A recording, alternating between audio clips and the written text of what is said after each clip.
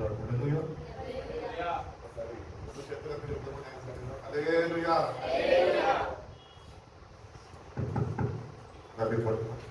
Okay కదా voice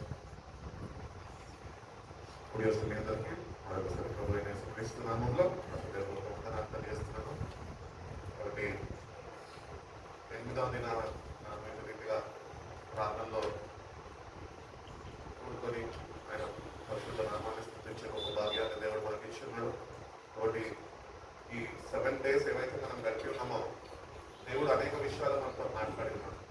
ఏదో అయిపోయింది కదా ఒక రోజు ప్రార్థన అని వాటిని విడిచిపెట్టడం కాదు, కానీ ఆ 7 days అన్ని నువ్వు ఈరోజు ఈ మెడిటేషన్లో ఉంచుకున్నప్పుడు దేవుళ్ళు ఎదగలుగుతావు, దేవుడి శక్తిని నువ్వు పొందుకోగలవు. కాబట్టి ఏ వాక్యం అయితే దేవుడు మనతో మాట్లాడుతున్నాడో ఆ వాక్యాన్ని మనం విడిచిపెట్టక దాన్ని ధ్యానించే వారం ఏంటి కనుక దేవుడు తప్పక మనకి సహాయం చేస్తాడు. శక్తిని పొందుకునే కృపను దేవుడు మనకందరికీ అనుగ్రహించగలరు. కాబట్టి మనలో ఆసక్తి ఉండాలి. అన్నింటి గురించి ఆలోచిస్తాం. అవునా? మన జీవితాల్లో ఏదైనా కావాలి అంటే ఎన్నో వాటి గురించి ఎంతో ఆలోచిస్తుంటాం. అట్టి రీతిగానే దేవుని యొక్క శిల్ప వర్ణాన్ని మనం ఎంతగా ఆలోచించగలుగుతున్నాం. రక్షణ అనుగ్రహించాడు. అన్నిటికన్నా ఉత్తమమైనది, ఎవరు ఇవ్వలేనిది, ఈ భూమి మీద ఎవరో మనకి కలుగు చేయలేని రక్షణ దేవుడు మనకి ఇచ్చి ఉన్నాడు. కాబట్టి ఇంతగా అన్ని విషయాల్లో ఆలోచిస్తున్న మనము ఆ శిల్వ మరణాన్ని, శిల్వ త్యాగాన్ని ఎంతసేపు మన వ్యక్తిగత జీవితాల్లో మనము ధ్యానించగలుగుతున్నాం. శిల్వ ధ్యానాల పండగ ఒక పేరు పట్టి ఎంతగా ఇవాళ రాసుకున్నాం అన్నమాట. ఇది పండగని నిజంగా ఒక క్రైస్తవుడికి, రక్షింపబడ్డ విశ్వాసికి, దేవుని శక్తితోనే నింపబడి నడిపింపబడుతున్న వారికి దిస్ ఇస్ అ ఫెస్టివల్. ఏదో భారంగా ఉపవాసం ఉంటున్నాను అని ముఖం చిన్న పోసుకోవడం కాదు. But it is a festival. God has given us the privilege. ఏంటి అంటే ఎవరు చేయలేని త్యాగం నీ కొరకు నేను చేసి ఉన్నాను. నువ్వు నా అడుగు జాడలలో నడుచుకునే వాడిగా ఉండాలి అంటే కనుక నువ్వు నా శిల్వని ధ్యానిస్తూ ఆ శిల్వ యుద్ధ నుంచి వస్తున్న శక్తితో నువ్వు నింపబడినప్పుడు సంపూర్ణతలోనికి నువ్వు చేర్చబడతావు. అనగా you will receive the eternal life. ఈ జీవితం తర్వాత మరొక జీవితం అనేది ఏదైతే ఉందో అది పొందుకొని కృపను దేవుడు ఆయన శిల్వని ధ్యానించినప్పుడు దేవుడు మనకి ఇస్తాడు. కాబట్టి మెడిటేషన్ నేను ఈరోజు వేరే వాక్యం తీసుకుందాం. నేను వాక్యం ఎట్లా ప్రిపేర్ అవుతాను అంటే 2001, 2017, 2018 ఏవైతే ప్రిపేర్ అయ్యే లెంట్ సీజన్లో ప్రేయర్స్ జరుగుతున్నానో అవి నేను సపోర్టివ్గా పెట్టుకొని నాతో దానికి ఇంకా లోతైన వాక్యంతో జత కూర్చోబడి నేను వాక్యం ప్రిపేర్ చేసి అని చెప్దాం అనుకుంటూ దేవుడి దగ్గర సహాయం అడుగుతున్నాను. కాబట్టి ఈ రోజు దేవుడు అన్నాడు ఒక గొప్ప కనిపెట్టేసి నేను వేరే కోణంలో నీతో మాట్లాడబోతున్నాను. when I was meditating today about the cross, దేవుడు నాకు 10 విషయాలు ఆ శిల్వ గురించి తెలియజేశాడు. ఈ 10 విషయాలు కేవలం ఒక్కరోజు ప్రసంగించేసి నువ్వు వదిలిపెట్టడం కాదు, కానీ నీ జీవితాంతం ఈ 10 విషయాలు ప్రతిదినం నువ్వు ధ్యానించే వారిగా ఉండాలి. హల్లెలూయా. కాబట్టి దేవుడు శిల్వ ధ్యానాల్లో ఉంటున్న మనము ఆయన అనుగ్రహిస్తున్న శక్తిని మనం పొందుకోవాలి. ఆ శక్తిని పొందుకునే వారుగా మనం ఆ శక్తితో నింపబడాలి. అదే రీతిగా ఈ లెంట సీజన్లో ఉంటున్న మనము let us meditate on the cross. అసలు ఎందుకు ఆయన శిల్వకి ఎక్కాల్సి వచ్చింది? చక్కగా నేను ఈరోజు వాక్యం నేను ధ్యానిస్తూ మెసేజ్ ప్రిపేర్ అవుతున్నప్పుడు ఒక 10 అంశాలు శిల్వ గురించి దేవుడు నాకు తెలియజేస్తాను. 10 things, 10 steps ఉన్నాయి. అది మన వ్యక్తిగత జీవితాల్లో మనము ప్రతిదినము కానీ ధ్యానించగలితే తప్పక దేవుని శక్తిని నువ్వు పొందుకున్న వాడు ఆ వ్యక్తిగా నువ్వు జీవించగలవు. కాబట్టి ఈ కొద్దిసేపట్లో ఆ 10 విషయాలు త్వరగా వెళ్దాము. అందుకని ఈరోజు సిస్టర్స్కి పాటలు కూడా ఇవ్వలేదు. వెంటనే 8:10, 8:20 అయిపోతుంది కదా అని చెప్పేసి వెంటనే మళ్ళీ వర్షంలోకి వెళ్ళిపోయింది.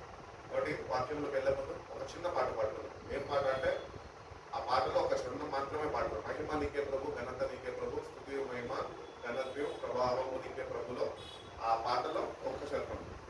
ఎంతో ప్రేమించి నాకై ఎదించి ప్రాణమును అర్పించి విలువైన రక్తము చిందించి నన్ను అందరూ కళ్ళు మూసుకొని ఒక్క నిమిషం వాక్యంకి ముందు మనం సిద్ధపరచు తను సిద్ధపరచు ప్రభావం అడుగుతే ఎంతో ప్రేమించి నాకై ఎదించి ప్రాణము అర్పించితివే విలువైన రక్తము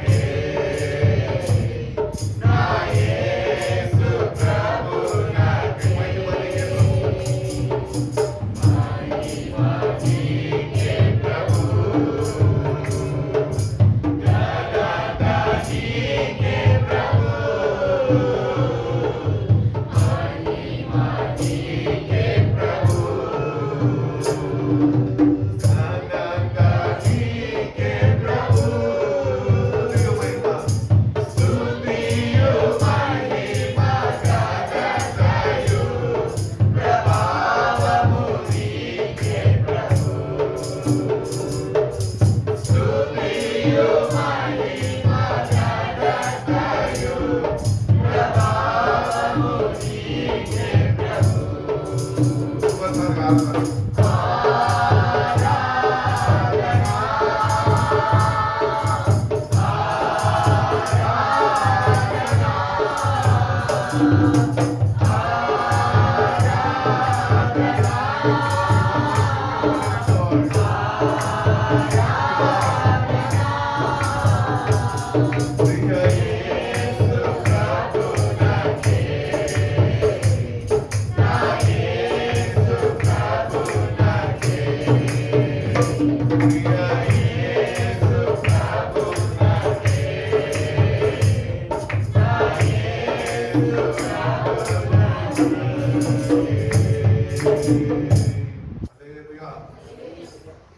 ఒకటి చెప్పు, మన ఎంతగానో ప్రేమించాడు, మనకై ఇప్పించాడు, మన ప్రాణాన్ని అర్పించాడు, విలువైన రక్తాన్ని చెందించాడు, మనల్ని విమోచించుకుని ఉన్నాడు.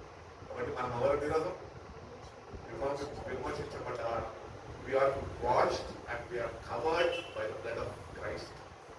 క్రీస్తు యొక్క రక్తము చేత కడగబడిన వారము, కప్పబడిన వారమై ఉంటాం. అందుకనే ఈరోజు ఆయన పరిశుద్ధ నామాన్ని స్తుతించే గొప్ప భాగ్యము, ధన్యకరమైన జీవితము దేవుడు మన జీవితాల్లో అనుగ్రహించి ఉన్నాడు.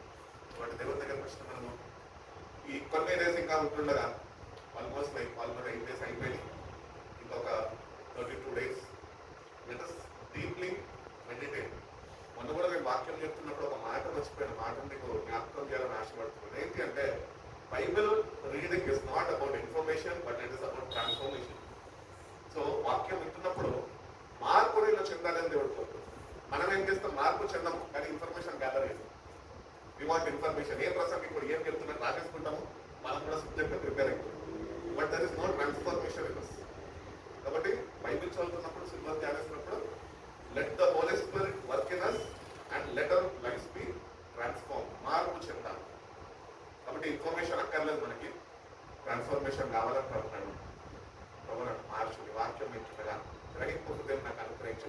ఈ పరిశుద్ధాత్మతోని నేను ఏమేమైతే నీ సన్నిధిలో ఒప్పుకొని విడిచిపెట్టాలో అది చక్కటి సావాసంలో నన్ను నడిపించుకోవా. అవి నేను విడిచిపెట్టి ప్రభావ నీ శక్తిని పొందుకొని నాకు దయచేయం ప్రభావ దేవుని అడిగితే కనుక దేవుడు తప్పక ఆ ట్రాన్స్ఫర్మేషన్ అనేది, మార్పు అనేది మనలో కలిగి చేస్తుంది. ఒక్కసారి మనం ఎంత ఆలోచించుకుంటే కనుక ఎన్నో లెక్చరర్స్ని కలిపేసాం, ఎంతో ఇన్ఫర్మేషన్ గ్యాదర్ చేసాం, అవునా? But there is no transformation ఈ లైఫ్ సీజన్లో. సో ఇటు రీతిగా ఉండదు. కానీ దేవుడిని అంటాం, మనంతటా మనం మనుషులను మార్చలేమండి. నేను ఎవరిని మార్చలేను, ఎవరు నన్ను మార్చలేను.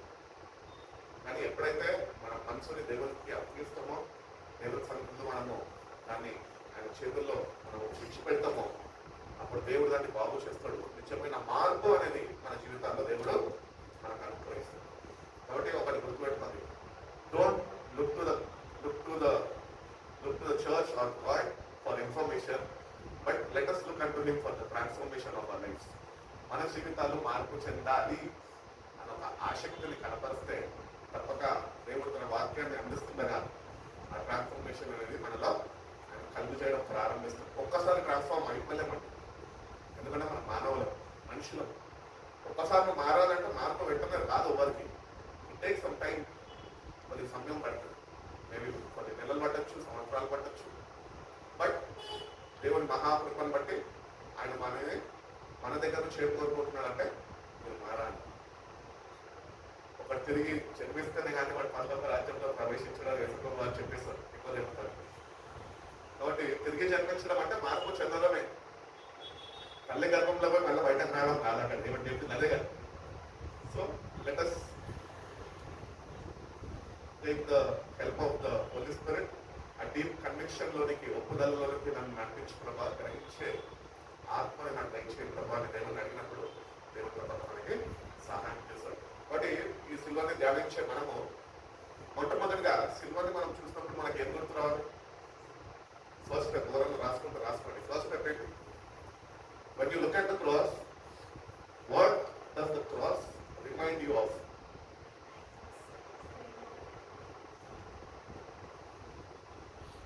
ప్రాముఖ్యమైనది అందరికీ తెలుసు, దేవుని ప్రేమ అని, దేవుని కనికరం అని, దేవుని క్షమిస్తాడని అని చెప్తాం. కానీ the main purpose of the cross ఏంటి? మనము సిల్వర్ చూసినప్పుడు మనకి ఏమి గుర్తురావాలంటే దేవుని యొక్క శక్తిని గుర్తురావాలి. హల్లెలూయా. అందుకనే కొరింథీయులకు రాసిన పత్రిక 1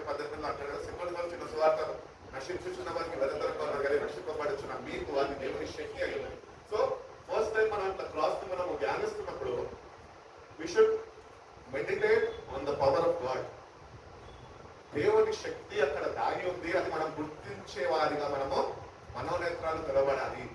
సినిమా చూసినప్పుడు అయ్యో ఏసయ్య నా కొరకు చచ్చిపోయినాడే అని ఏడవడం కాదు. దేవుని శక్తి ఎంత గొప్పదో మనము గుర్తించే వారమై, ఆ శక్తిని పొందుకునే వారమై మనం ఉంటాము. కాబట్టి ఇప్పటికి మన జీవితాల్లో ఎన్నోసార్లు సిల్వ ధ్యానించుకుంటాము, కానీ ఇప్పటి వరకు మనకి తలకు కలిగి ఉండకపోవచ్చు.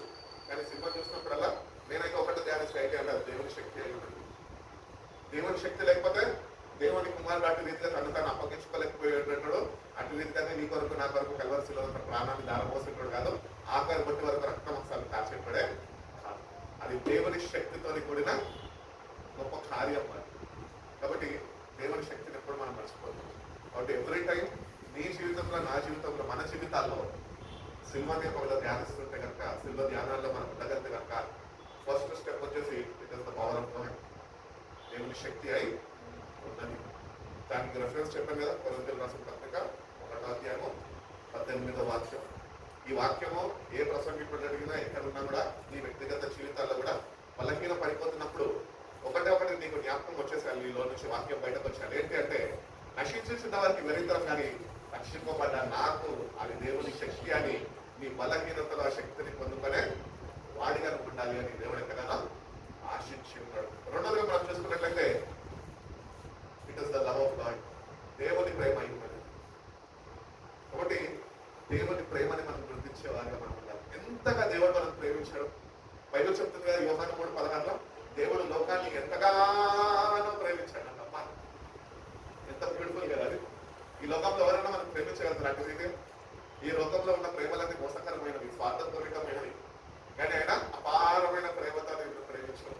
కాబట్టి సెకండ్ స్టెప్ ఏంటంటే, the meditations of the cross లో it is not his own love but it is God's love. తండ్రి ప్రేమని వ్యక్తపరిచి ఉన్నాడు సిలువ మీద. తన కుమారుడిని బలియాగంగా నీ కొరకు నా కొరకు ఆయన అర్పించాడు. కాబట్టి ఆ రెఫరెన్స్ మనం చూసుకుంటే కనుక యోహాను 3:16 మనము చూడగలుగుతున్నాం. కాబట్టి ఆ ప్రేమలో మనం ఎదిగే వారిగా ఉండాలి. ఆ ప్రేమని పొందుకునే వారిగా ఉండాలి. ప్రేమని అనుభవించే వారిగా మనము ఉండాలి. ఆ ప్రేమతో నింపబడిన వ్యక్తులుగా మనం ఉన్నప్పుడే క్రీస్తు యొక్క స్వారూపంలోనికి, ఆయన సంపూర్ణతలోనికి మనము చేరే వారిగా ఉంటాం. అందుకనే ప్రభువు అన్నాడు కదా, 10 ఆజ్ఞలు కాక మీ దేవుడైన యెహోవాని పూర్ణ హృదయంతో వాటితో ప్రేమించాలా, దాని తర్వాత నిండు వాళ్ళని పొరుగు వారిని ప్రేమించాలి. ఆయన కల్వరి శిలువలో అదే చేస్తాడు. లోకం కొరకు ప్రాణం దారిపోతుంది కనుక ఈ లవ్ పాపులైన మనం ప్రేమించాడు.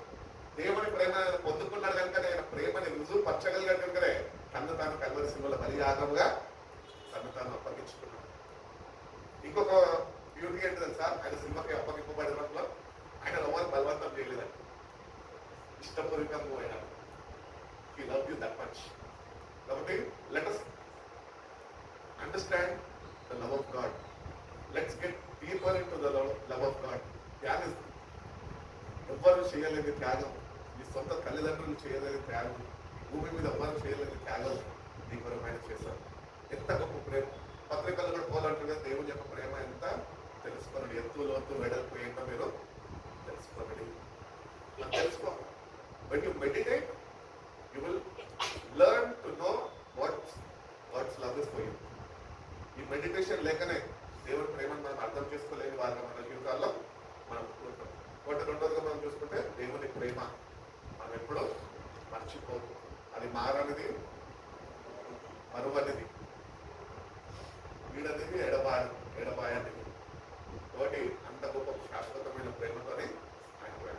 బైబిల్ చెప్తుంది కదా, I'm loving you with lasting love. అంటే ఆ లవ్కి ఎండ్ లేదు, అంతము లేదు.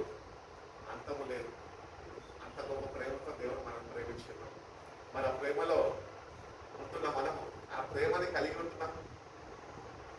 దేవుడైతే మనం ప్రేమించాడు, but we're not in that love, we're apart from it. బయట ఉంటున్నాం, మన ప్రేమలో మనం ఉంటున్నాం. అందుకనే దేవుడిని ప్రేమించలేని వారిగా మనము ఉండిపోతున్నాం. కాబట్టి దేవుని ప్రేమను ఒకసారి మనం డీప్గా మన జీవితాల్లో మనము ధ్యానించే వారిగా మనం. మూడోగా మనం చూసుకున్నట్లయితే ఇంకొకటి సిల్వను చూసినప్పుడు మూడో పెట్టి ఏం గుర్తు రావాలంటే దేవుని యొక్క పరిశుద్ధత గుర్తు రావాలంట. The holiness of God. ఆయన పరిశుద్ధుడు. వాక్యంలో చెప్తున్నాడు కదా, నేను పరిశుద్ధుడై ఉన్నట్టు మీరు కూడా పరిశుద్ధులై ఉండాలి. పరిశుద్ధంగా ఎట్లా చేయబడతాము? ఎప్పుడైతే మనం నిజమైన మారు మనసు పశ్చాత్తాప హృదయంతో ఆయన సన్నిధికి వచ్చి మన పాపాలు ఒప్పుకొని కన్నీళ్లు విడిచి ప్రభువాని సహాయం నాకు కావాలి అని సొమ్మసిల్లిపోతాం ఆయన సన్నిధిలో. ఇంకా నేను ఏమి చెయ్యలేను ప్రభు, నువ్వు నాకు సహాయం చేస్తేనే కానీ మనం అప్పగించుకుంటే కనుక అప్పుడు దేవుడు తన కాల్చిన పరిశుద్ధ రక్తంతో మనల్ని కడిగి మనల్ని కూడా అయిన వల్లే పరిశుద్ధులుగా చేసే కార్యాన్ని మన జీవితాల్లో జరిగిస్తాడు. కాబట్టి మూడోగా మనం చూసుకుంటే ద హోలీనెస్ ఆఫ్ గాడ్. దేవుడు ఎంత పరిశుద్ధులో మనం ధ్యానించే వారిగా మనము ఉండాలి. మనం ఉంటున్న పరిశుద్ధత అసలు దేవుడికి కంపేర్ చేయలేము. Because with our thoughts, minds and actions we're not holy. మనం ఏమాత్రము తలంపు ద్వారా, చూపు ద్వారా, క్రియ ద్వారా ఏమాత్రము వాటిలో మన పరిశుద్ధత మెయింటైన్ చేయలేకపోతుంది. But he maintain. అందుకని సిల్వని ఇప్పుడు ధ్యానిస్తున్నప్పుడు ఆయన పరిశుద్ధత, దేవుడు ఎంత పరిశుద్ధుడు, ఆయన పరిశుద్ధ స్థలంలో నివసిస్తున్న వాడు అని బయట చెప్తున్నాడు. ఆ స్థలానికి చేరే వారమై మనం ఉంటున్నాం ఇంకా మనం కూడా పరిశుద్ధులైనా. ఎందుకంటే ఒక రోజు ఈ ప్రయాసంతా పడేది పర్వకారాజ్యం చిన్నదాంటే కదా. అపవిత్రత ఏది దాని లోపలికి ప్రవేశించదు అని ప్రకటన గ్రంథంలో క్లియర్గా. సో అపవిత్రత మనలో ఉండడానికి వీల్లేదు. ఈ టైం దేవుడు ఎందుకు ఇస్తున్నాడంటే మనలో ఉన్న అపవిత్రతని మనము దేవుడి యొక్క పరిశుద్ధతని గుర్తించి మనలో ఉన్న అపవిత్రతని మనము ఆయన కార్చిన రక్తము చేత మనం కడగబడాలి. అటు విశ్వాసము మనం ఉంచినప్పుడు దేవుడు మన అపవిత్రత అంతటిని ఆయన రక్తముతో కడిగివేసి ఆయన వల్ల పరిశుద్ధులుగా పరిశుద్ధ జీవితం దేవుడు మనకి అనుగ్రహిస్తాడు. కానీ మనం చూసుకున్నట్లయితే హెబ్రీయులకు రాసిన పత్రిక 7వ అధ్యాయం 26, 27 వాక్యాలు ఉంటాయి. చూడండి ఒకసారి. రెఫరెన్స్ రాసుకోండి, బయట చదవదు, ఎందుకంటే టైం సరిపోదు మనకి. మరొకసారి టైం ఉన్నప్పుడు కొద్దిగా లోతుకి వెళ్తాం సబ్జెక్ట్లో. 4వదిగా మనం చూసినట్లయితే దేవుడి ద్వారా అనుగ్రహింపబడుతున్న రక్షణ. It is the salvation through God, through his son. దేవుడు, తండ్రి అయిన దేవుడు తన కుమారుడు ద్వారా నీ కొరకు నా కొరకు ఆయనని మధ్యవర్తిగా ఉంచి బలియాగంగా తనని అప్పగించి మనకి రక్షణని అనుగ్రహించాడు. Salvation of God. మనం యేసయ్యని రక్షించడం మనం అనుకుంటాం, కానీ అది దేవుని యొక్క తండ్రి యొక్క అపారమైన ప్రేమ మన పట్ల ఉంది కాబట్టి తన ప్రియ కుమారుడిని, ఏకైక కుమారుడు అని చెప్తుంది బయట. ఎవరన్నా ఇవ్వగలుగుతారండి? ఎగ్జాంపుల్ అలా చూసుకుంటే మనం పాత నిబంధనలకు వెళ్ళినప్పుడు అడిగాడు కుమారుడు, ఇయ్యక్క ఇచ్చిన వాడిని అడిగితే ఎట్లుంటుందండి? ఎంతో కాలం నుంచి అడుగుతున్నాడు. 75 years he was waiting in God's presence. కానీ అప్పటికి దేవుడు దర్శించి చెప్పాడు, 75 సంవత్సరాల్లో ఉన్నావు అయినా పర్వాలేదు, నేను నీకు ఇస్తా అని చెప్పినా నేను నీకు ఇస్తాను, వాగ్దానం చేస్తున్నా అన్నాడు. ఇచ్చేసాడు వెంటనే? ఇయ్యలే. ఈ made in weight other 25 years. ప్రమారం 100 ఏళ్ళు అని ఉంటుంది అక్కడ. నియర్లీ 100 years అప్పుడు వాగ్దానం కుమారుడిని పొందుతున్నాడు. ఆయనని ఇవ్వమని దేవుడు అడిగిన ప్రేమ నేను కాగడ స్వార్థం లేని ప్రేమ అని దేవుని అంతగా ప్రేమించాడు. నేను అనుకుంటూ ఉంటాను ధ్యానించినప్పుడు, ఒకటి అనుకున్నట్టాడు అబ్రాహాము. ఏంటి తెలుసా? బలియాగంగా నా కుమారుడిని నేను ఇవ్వాలంటే ఈ ఒక్క ఇస్సాకుని నేను ఇచ్చేస్తే బలియాగంగా నాకు 100 మంది ఇస్సాకులను దేవుడు ఇవ్వగలుగుతాడు. అది దేవుని యొక్క శక్తిని గుర్తించగలదు. కాబట్టి మనం ఎప్పుడూ మర్చిపోదు, దేవుని ద్వారా మనకి అనుగ్రహింపబడ్డది రక్షణ. కాబట్టి దేవుని కొరకు సమస్తము మనము త్యాగము చేసేవారుగా మనం ఉన్నాం. ఏకైక కుమారుడిని త్యాగం మీద ఎట్టి రీతిగా అయితే మానవుడుగా ఉంటూ మనిషిగా ఉంటూ తన కుమారుడిని ఆ మోరియా పర్వతం మీద తీసుకొని వెళ్ళి దేవుని కొరకు ఆ బలిపీఠం మీద పెట్టి ఎక్కడి వరకు వెళ్ళిపోయాడు? ఆయన కత్తి తీసుకొని నరికేసి అంతవరకు వెళ్ళిపోయాడు. వెంటనే స్వరం వినపడ్డది. That is the first sacrifice in the Bible. దేవుడు అట్టి రీతిగా మన దగ్గర కూడా సమర్పణను కోరుకుంటున్నాడు. కాబట్టి రక్షింపబడితే సరిపోదు, కానీ ఆ రక్షణలో రక్షింపబడ్డ నువ్వు సమర్పణతో కూడిన రక్షణ నీకు ఉన్నదా? దేవునికి నీ జీవితాన్ని నువ్వు సమర్పించుకున్నావు, లేకపోతే కనుక ఆ సమర్పణతో కూడిన రక్షణ నాకు దయచేయడం ప్రభా అని దేవుని అవి మనం చూస్తున్నట్లయితే రెఫరెన్స్ కనుక హెబ్రీయులకు రాసిన పత్రిక 2వ అధ్యాయం 1-3 వాక్యాలు చూస్తున్నాం. 5వదిగా మనం చూసుకున్నట్లయితే దేవుడి ద్వారా అనుగ్రహింపబడుతున్న క్షమాపణ, ద ఫర్గివ్నెస్ ఆఫ్ గాడ్. దేవుడు మనల్ని క్షమించాడు కనుకనే తన ప్రియ కుమారుడిని ఆయన కల్వరి శిలువలో అప్పగించుకొని మనకి ఆ పాప క్షమాపణని అనుగ్రహించి ఉన్నాడు. It is all the work of God. దేవుని యొక్క ప్రణాళిక, దేవుని యొక్క చిత్తమై ఉన్నది. అందుకనే ఎవ్వరు నశించడం నా చిత్తం కాదని ప్రభు చెప్పాడు కదా. అంతలో అందరూ మారు మనసు చెందారు. ఒకటి రక్షణ విషయంలో వచ్చినప్పుడు let's when we meditate on the cross of God, ఆ సిల్వని ధ్యానిస్తున్నప్పుడు ఆయన మనం ఎంతగా క్షమించాడు ఒకసారి మనము ఆ క్షమాపణ మీద మనము ధ్యానించేవారుగా మన మనసు నిలిపేవారుగా మనం ఉంటాం. ఆనాడు నేను క్షమించాడు కనుకనే ఈరోజు క్షమాపణని పొందుకున్న వ్యక్తిగా ఉండదు. ఈరోజు క్షమాపణ పొందుకున్నాము, సంఘంలో చేర్చబడ్డం అంతా బాగానే ఉంది, కానీ మన వ్యక్తిగత జీవితాల్లో క్షమాపణ నీకున్నాము. ఇతరులని దేవుడు ఎందుకు క్షమించినట్టు ఇతరులను క్షమించగలుగుతున్నాం. క్షమాపణ అయితే పొందుకున్నాం, రక్షణ అయితే పొందుకున్నాం, కానీ అవి క్రియారూపంలో మనలో కలుగుతుంది. వాడు క్షమించు. మీ శత్రువుల సైతం నువ్వు వాళ్ళని క్షమించమని చెప్తున్నాడు. ఇక శత్రువుల కొరకు ప్రార్థించమని చెప్తున్నాడు. ఎక్కడ మనసు అండి అసలు త్యాగస్తే కనుక అసలు నిజంగా మనం మిగిలిపోతాం. అసలు ఇటువంటి దేవుడిని నేను ఆరాధిస్తున్నది, ఇటువంటి దేవుడిని నేను కలిగి ఉన్నది అంతగా మనం క్షమించు. Forgive as God forgive you. ఆ ఫర్గివ్నెస్ నీకు ఎక్కడి నుంచి వచ్చిందా సార్? దేవుడు ద్వారా నీకు అనుగ్రహింపబడ్డది, అది తన కుమారుడు ద్వారా నీకు అందింపబడ్డది, అది మర్చిపోలేదు. కాబట్టి మనం ఎప్పుడు ఆ ఫర్గివ్నెస్ వీఆర్ ఫర్గివెన్. ఈరోజు మనం క్షమింపబడ్డాము కాబట్టి ఈరోజు ఆయన పరిశుద్ధ నామంలో మనం ఆయనను ఆరాధించగలుగుతాము, చేర్చబడ్డాము. ఆ నిరీక్షణతోని మనము విశ్వాసంతో ఆయన వెంబడించగలుగుతాము. కాబట్టి ఆ క్షమాపణ మనం కూడా కలిగి ఉండాలని దేవుడు ఎంతగానో కోరుకున్నాడు. నిన్ను వాళ్ళని పొరుగు వాళ్ళని ప్రేమించు. ఆయన ప్రేమను కలిగి ఉన్నవాళ్ళు ప్రేమించు. వాళ్ళు ఎట్లా ఉండాలని కానీ it is your duty to love them. దేవుడు ఎవరిని ఈ భూమి మీద ఉన్నప్పుడు యేసుప్రభు వారు ఆయన ప్రేమను అర్థం చేసుకున్న వల్ల నువ్వు నాకు వద్దు అని తోసేలే. కానీ మనం ఏం చేస్తాము? నచ్చకపోతే బుద్ధి తెప్పిస్తాం, ముఖం కూడా చూడం. అంటే క్షమాపణ లేని వారిగా మనము జీవిస్తున్నాం. పేరుకే క్షమింపబడ్డాము, పేరుకే క్షమాపణ పొందుకున్నాం అని అనుకుంటున్నాం, కానీ there is no forgiveness in your heart. అదొకసారి ధ్యానిస్తాం. ఫర్గివ్నెస్ అనే అంశం తీసుకొని ఒక్కొక్క అంశం తీసుకొని ధ్యానిస్తే కనుక ఎన్నో విషయాలు దేవుడు మొత్తం మాట్లాడుతున్నాడు. బట్ ఫర్గివ్నెస్ అనేది మనలో కూడా ఉండాలి అని ఆయన కోరుతున్నాడు. ఎందుకంటే ఆయన రక్తము చేత, ఆయన స్వరక్తము చేత మనము కడగబడిన వారం అయి ఉంటాం. కాబట్టి ఆయన రీతిగా అయితే మనం క్షమించడం, మనం కూడా ఆయన మనం క్షమించిన రీతిగా మనం కూడా ఇతరులను క్షమించే వారిగా మనము ఉండాలి. కాబట్టి చాలాసార్లు మన భక్తి సాగరంలో ముందుకు కొనసాగుతున్నప్పుడు ఈ విషయాలన్నీ మనం ఎక్కువగా శూన్యంగా మనము ఏమంటారు ధ్యానించము కనుకనే వాటిలో తప్పిపోతూ ఉంటాం. కానీ తప్పిపోయినా మనం ఏమనుకుంటూ ఉంటాం కదా సార్, నాకేంటి నేను దేవుడితో సరిగా ఉన్నా కదా చాలే, ఎవడేమంటే నాకేంటి, ఎవరో ఏమనుకున్నాం, దేవుడు ఏమనుకుంటున్నాడు. దేవుడు నిన్ను చూస్తున్నప్పుడు భక్తి చేస్తున్నావు, వాక్యం చదువుతున్నావు, ప్రార్థన చేస్తున్నావు, అన్నీ చేస్తున్నావు, కానీ నీలో ఏం లేదు, క్షమించే హృదయం లేదు. కానీ ఆయన నీకు సినిమా మీద నేర్పిస్తున్నది ఏంటి అంటే, నేను నిన్ను క్షమించాను కాబట్టి నువ్వు కూడా జీవించినంత కాలం క్షమాపణ కలిగి నువ్వు జీవించాలి. అందరిని క్షమించేవాడుగా నేను ఎక్కడ నిన్ను క్షమించానో అక్కడ రీతిగా నువ్వు అందరిని క్షమించేవాడుగా ఉండాలి అని దేవుడు ఎంతగానో కోరుతున్నాడు. దానికి చూసినట్లయితే కొలసీలు రాసిన పత్రిక 2వ అధ్యాయము 13-14 వాక్యాలు. 5వ 6వది చూస్తే హ్యూమిలిటీ ఆఫ్ గాడ్. దేవుడి యొక్క హ్యూమిలిటీ అంటే ఏంటి? తగ్గింపు. ఎంత తగ్గించుకున్నాడు. ఆ తగ్గింపు మనలో ఉంటున్నారా?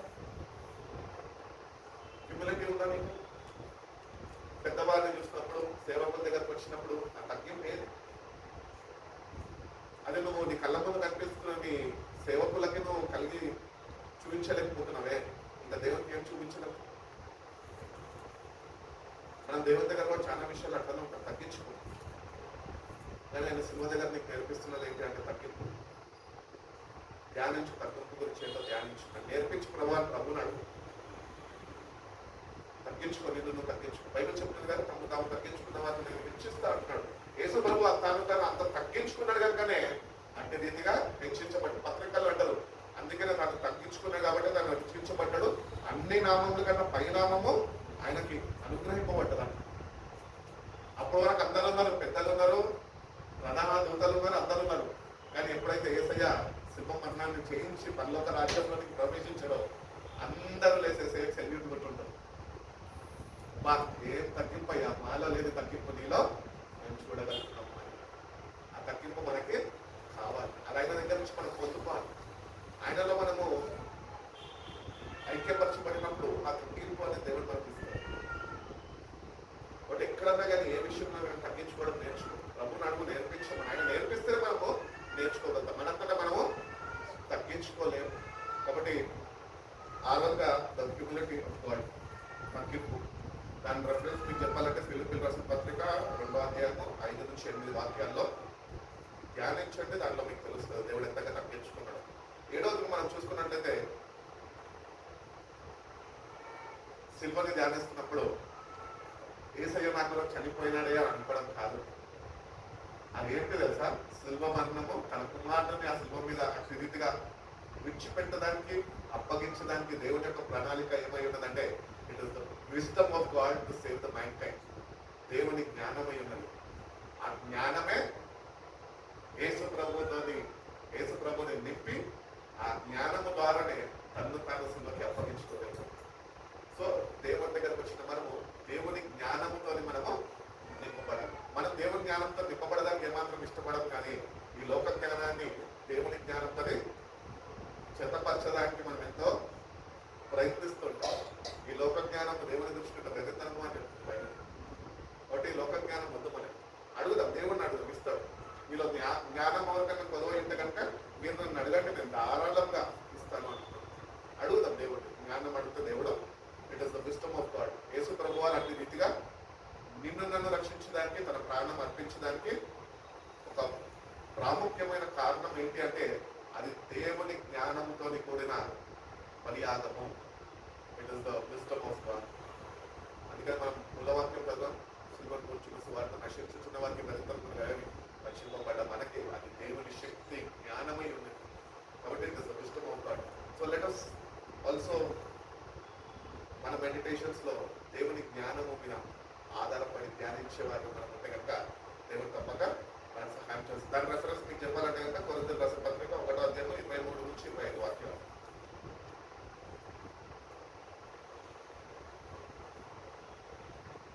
అయిపోయిందా? 8వది మనం వస్తే కనుక మై వాల్యూ టు గాడ్. దేవుడు నాకు ఇచ్చిన విలువ మనం ధ్యానించాలి. సిల్వని ధ్యానిస్తున్నప్పుడు నిన్ను ఎంత విలువించాడు కాబట్టే ఈరోజు ఆ అక్షరం పొందుకోలేదు. వాళ్ళు నిన్ను మీరు విలువ పెట్టి కొనబడ్డవారు అంటున్నట్లు, మీరు నీ సొత్తు కాదు అంటున్నారు. కానీ మనం ఈరోజు ఎట్లున్నాము? మన సొత్తు వలే, మన మమ్మీ డాడీ సొత్తు వలే, ఈ లోకంలో ఒక లోకానికి సొత్తు వల్లే మనము చూపిస్తుంటున్నాం. అంటే రీతిగా కాదండి. కాబట్టి నో యువర్ వాల్యూ నీకెంత విలువ వచ్చాడు ఆ విలువని నువ్వు తెలుసుకో. అంటే నేను ఇంతగా ఎవ్వరూ నీకు ఈ లోకంలో విలువ వేయకపోయి ఉండొచ్చు, కానీ కల్వరి సిల్వలో దేవుడు నీకు ఆ విలువని ఆయన నీకు ఇచ్చింది. మరి నీకు విలువ ఆయనలో ఏమై ఉన్నదో ఒకసారి నువ్వు జ్ఞాపకం చేసుకో, ధ్యానించు. Your most precious side of God. దేవుని దృష్టిలో మనము చాలా శ్రేష్టమైన వారము అని వాక్యం చెప్తుంది. అంతగా మనకు విలువ ఇచ్చాడు కాబట్టి మనం కూడా మన జీవితాల్లో ఆయనకి ఇవ్వాల్సిన విలువ ఇచ్చే వారిగా మనం ఉన్నప్పుడే ఆ విలువని మనము గుర్తెరగలుగుతామని దేవుడు తెలియజేస్తుంది. దానికి రెఫరెన్స్ చెప్పాలంటే మీకు పేతురు రాసిన మొదటి పత్రిక 1వ అధ్యాయం 18, 19 వాక్యాలు.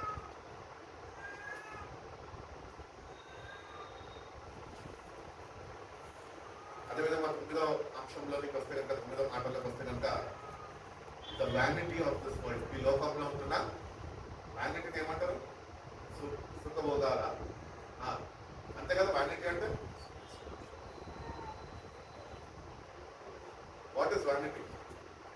గూగుల్ కొట్టండి ఒకసారి వ్యానిటీ. వాట్ ఈస్ వ్యానిటీ అని తెలుగు అని కొట్టండి.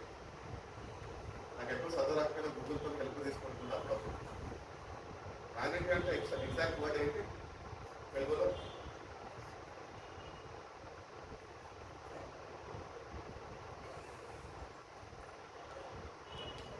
డేటా లేకపోతే బట్టి పాస్వర్డ్ చెప్తాను. వ్యాలిటీలో వస్తుందంటే వ్యాలిటీ అంటే ఈ లోక సుఖభోగాలు. సుఖభోగాలు కాదా? అంతేనా? ఓకే.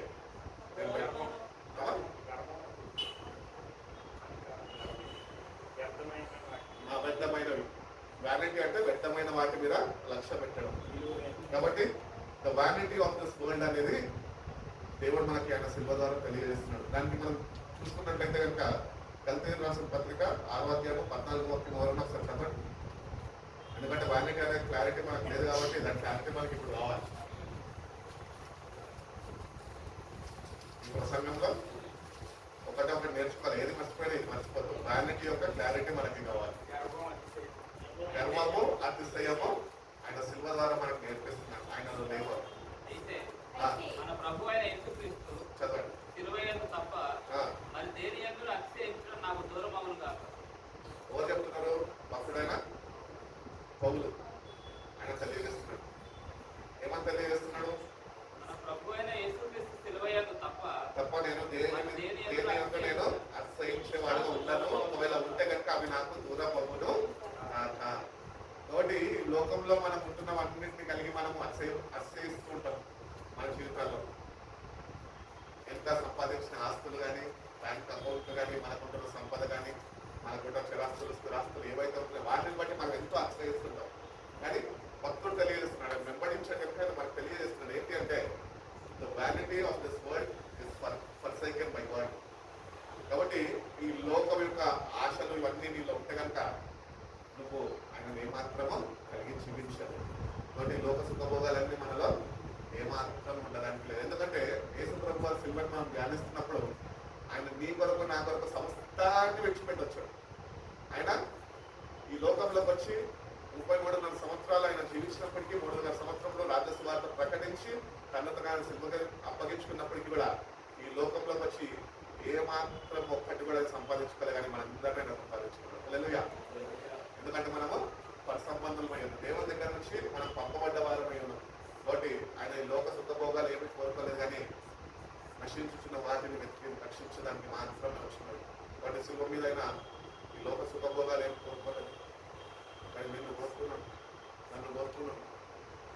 కాబట్టి ఈ వ్యానిటీ ఆఫ్ ద వరల్డ్ మనలో ఉంటే కనుక అది నేను ధ్యానిస్తున్నా ప్రభా, ఈ లోక సుఖభోగాలన్నీ నా నుంచి తొలగించి నువ్వు ప్రాచీన రక్తం చేతులను కడుగు ప్రభా, కేవలం నీ శిల్వను బట్టి నేను అతిశయించే వ్యక్తిగా అలా మార్పు కలిగించే ప్రభా దేవుడు నడితే కనుక దేవుడు తప్పక భక్తుడు ఎన్ని రీతిగా అయితే ధైర్యంగా చెప్పగలుగుతున్నాడు అంటే ధైర్యాన్ని నీకు అనుగ్రహించడం.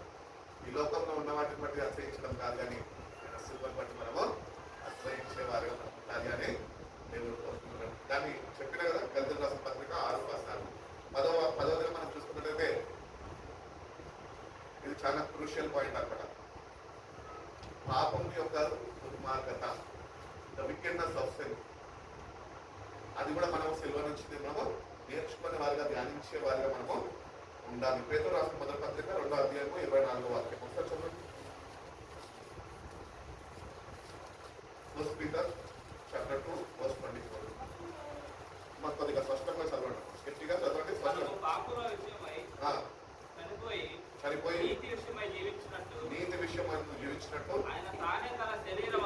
ఆయనే తన శరీరమందు మన పాపములను మ్రాను మీద మోసుకొనెను. ఆయన పొందిన గాయముల చేత మీరు స్వస్థత నొందితిరి. చదవండి. మీరు గొర్రెల వలె దారి తప్పిపోతుంది కానీ ఇప్పుడు మీ ఆత్మల కాపరియు అధ్యక్షుడైన ఆయన వైపును మళ్ళీ ఉన్నాము అంటే రక్షణ పొందుకొని ఉన్నాము. ఈరోజు మన ప్రధాన కాపరి ఆయన ఉన్నాడు. ఆయన ఆత్మలన్నింటికీ కాపరంట. బైబిల్లో చెప్తూ ఉంటాడు, పాత నిబంధనలో లాస్ట్ అధ్యాయాల్లో చెప్తూ ఉంటాడు, లాస్ట్ పుస్తకాల్లో చెప్తుంటాడు, అన్ని ఆత్మలు నావే. Every soul on this planet earth is mine. అన్ని ఆత్మలు అయినవే. కానీ దేవుడు మనకిచ్చిన గొప్ప భాగ్యం ఏంటంటే ఆయన రక్షకుడిగా అంగీకరించి ఉన్నాము. కానీ ఈరోజు ఆత్మ లక్ష్యాలు లేని వారిగా మనము ప్రవర్తన కలిగి ఉన్నాం. కాబట్టి ఆ విషయంలో కూడా మనం ధ్యానించుకుంటే అక్కడ తెలియజేస్తున్నాడు ఏంటంటే he who himself bore hour sin in his own body on the tree that we having died to sins might live for righteousness, by whose stripes we are healed. ఆయన గాయముల చేత మనం స్వస్థత పొందుకొని ఉన్నాం. కాబట్టి మనం అది కూడా ధ్యానించే వారిగా మనం మనలో ఉంటున్న దుర్మార్గతని మనము పూర్తి గుర్తించి పసిగట్టి శిలువని ధ్యానిస్తుండగా ఆయన శిలువ నుంచి అనుగ్రహిస్తున్న శక్తితోని మనలో ఉంటున్న దుర్మార్గతను మనము తొలగించుకునే కృపను దేవుని దగ్గర నుంచి మనము పొందుకోవాలి. కాబట్టి దుర్మార్గుల కొరకే క్రీస్తు కల్వరి శిలువలో అప్పగింపబడ్డాడు. ఆ దుర్మార్గులు ఎవరో కాదు, మనమే. వాటిని చూసి దుర్మార్గుడు అని తింటాం మనం. నువ్వు దుర్మార్గుడు అని మర్చిపోతావు. ఎంత దుర్మార్గత మనలో ఉన్నది నిజంగా ఒకసారి చూసుకుంటే. నేను నిజంగా చెప్పాలంటే దేవుడు సహించలేనంత దుర్మార్గత మనలో. అయినప్పటికీ కూడా ఆయన మనల్ని ప్రేమించాడు. కాబట్టి ఆయన శిల్ప మరణాన్ని మనం ధ్యానిస్తుండగా ఈ 10వ మాటలో మనం ఒక ధ్యానిస్తాం. ఏంటంటే ఎంత దుర్మార్గం దేవుడు కలిగిన వాడిని అని. ఈ దుర్మార్గుని నువ్వు రక్షించడానికి నీ ప్రాణాన్ని నువ్వు అర్పించుకున్నవారు ప్రభా.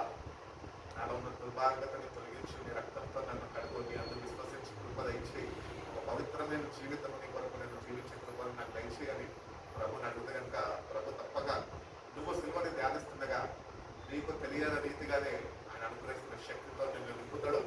ఏమేమైతే నీ జీవితాల్లో తొలగించుకునే కృపను ఆయన దయచేస్తాడు. బట్ లెటస్ ఈ డేస్ లో ఉన్న మనం ఈ 10 అంశాలు ఏవైతే ఉన్నాయో అవి మనం ముందు పెట్టుకొని ప్రతిదినము ధ్యానిస్తాం. ఒక్కొక్కటి ఒక్కొక్క సబ్జెక్ట్ తీసుకోండి. Going to deeper understanding of the word. ఆయన ప్రేమను గ్రహించే హృదయం నాకు దయచేయడం. 10 మాటలు నాతో మాట్లాడు. 10 మాటలు ఏదో తెలుసుకోవడం కాదు కానీ ప్రభా అవి నా జీవితంలో అవి వర్తించాలి. ఆ ప్రకారం నేను జీవించాలి. నిన్ను నేను ఈ లోకంలో ప్రదర్శించాలి. ఈ ప్రేమని ఈ లోకంలో వరకు నేను సాధించాలి. నువ్వు చేసిన గొప్ప త్యాగాన్ని నాకు విశ్వాసవాదులు నేను ఎప్పుడు మర్చిపోగా విడిచిపెట్టగా ఆ ప్రకారం నీ అడుగుజాడలలో నా సిల్వని మోసుకొని నేను వెంబడించి కృపను నాకు దయచేసి ప్రభాని దేవుని అడుగుతా దేవుడు తప్పక సహాయం చేస్తాడు. కాబట్టి 10 మాటలు వచ్చింది కదా. ఫస్ట్ది it is the power of God. సెకండ్ది it is the love of God. థర్డ్ది it is the holiness of God. ఫోర్త్ది it is the salvation of God. ఫిఫ్త్ది it is the forgiveness of God. సిక్స్త్ది ద హ్యూమిలిటీ ఆఫ్ గాడ్. 7వది it is the wisdom of God. 8వది the value of God. My value in God. 9 the vanity of this world. 10వది మనం చూసుకున్నట్లయితే the విక్టినెస్ of sin. పాపం వల్ల కలుగుచున్న దుర్మార్గత మనలో మనని దాని నుంచి విడిపించడానికి ఆయన బలియాగము. ఇవన్నీ మనలో ఉంది. నేను పంపించుకుంటాను. అడుగుదాం దేవుడు చెప్తున్నాడు. ప్రభా శక్తి నాకు అనుగ్రహించి సహాయం నాకు అనుగ్రహించి సింహని నేను జ్ఞానిస్తుండగా నా జీవితం మార్పు చెందే కృపను నిర్ణయించుకుంటాను. అంటే ఏమంటారు వాక్య ధ్యానం నన్ను దయచేయడం. అట్టి రీతిగా వాక్యాన్ని ధ్యానించేది పరిశుద్ధాత్మ సహాయం నాకు దయచేయడం. ప్రభావ నిజంగా చదివి నేను ధ్యానిస్తుండగా నిజంగా నన్ను నేను ఒప్పుకొని నన్ను నేను నీకు అప్పగించుకునే నాకు దయచేయడం. వాటికి ఇష్టపూర్వకంగా వాళ్ళని ధ్యానించగలిగాక నీ జీవితంలో దేవుడికి అప్పగించగలుగుతూ ఆయన జీవితం మీ జీవితం పైన చదివించగలుగుతాం. దేవుడు అటువంటి కృప మనందరికీ మన బలపరచుకునే కళ్ళు మూసుకునే ప్రార్థన చేసుకుంటాం. మా మధ్యలో వేరే పెట్టుకోవడం ద్వారా మాకు ఎందుకు వస్తారు ప్రార్థనకి ఎవరన్నా కానీ వేరే పెట్టుకోవడం ఎవరన్నా కానీ రావచ్చు. ఒకవేళ ఎవరు కాని పక్షాన మా మధ్యలో భాస్కర్ ప్రార్థన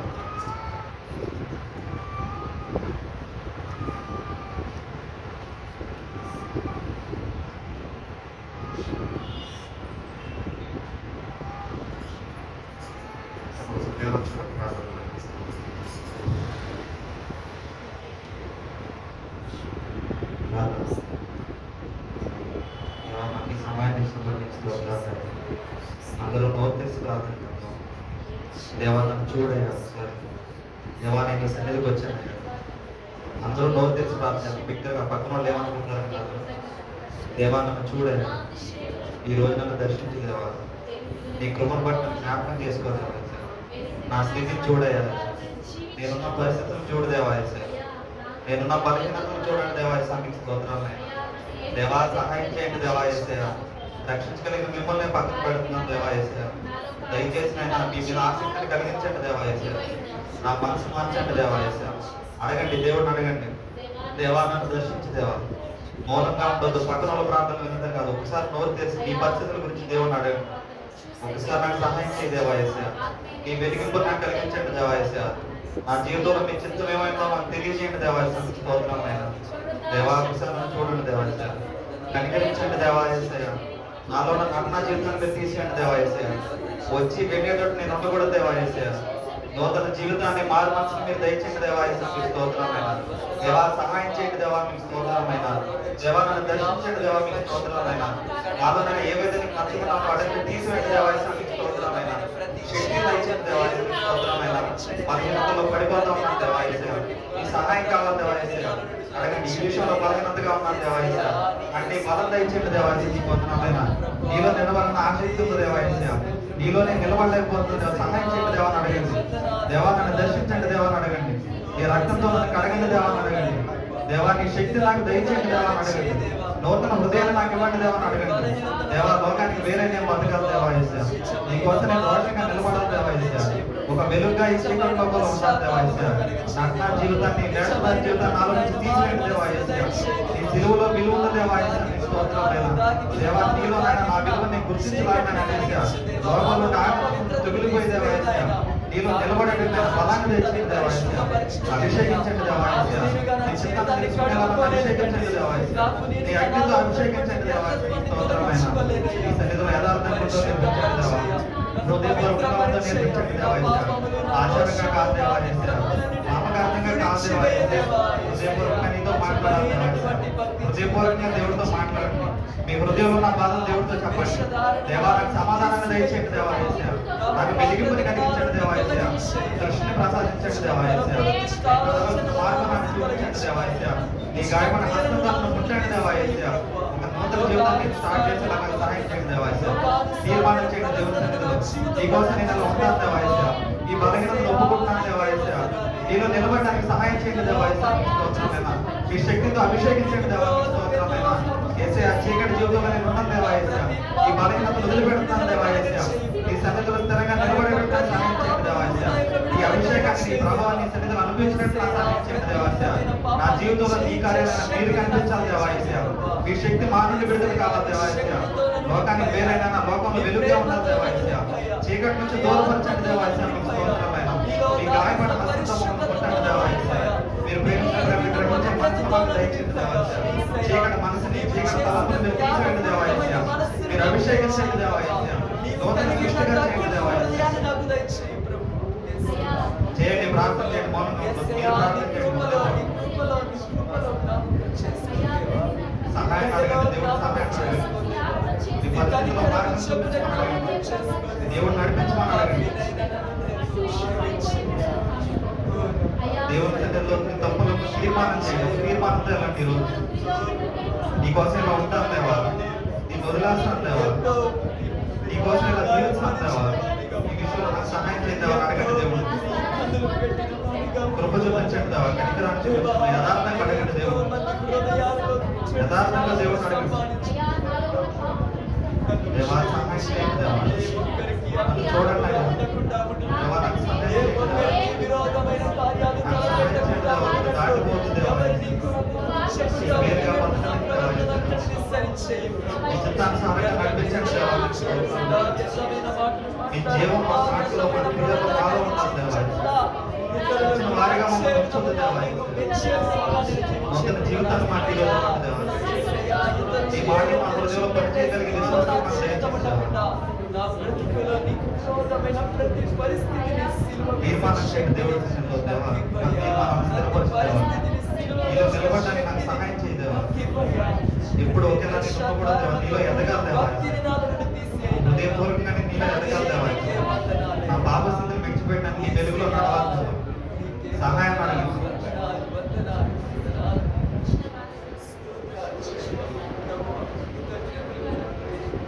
దేవా, నీ కనికరాన్ని బట్టి మా ప్రార్థన యేసు నామములో అడుగుతున్నాను తండ్రి.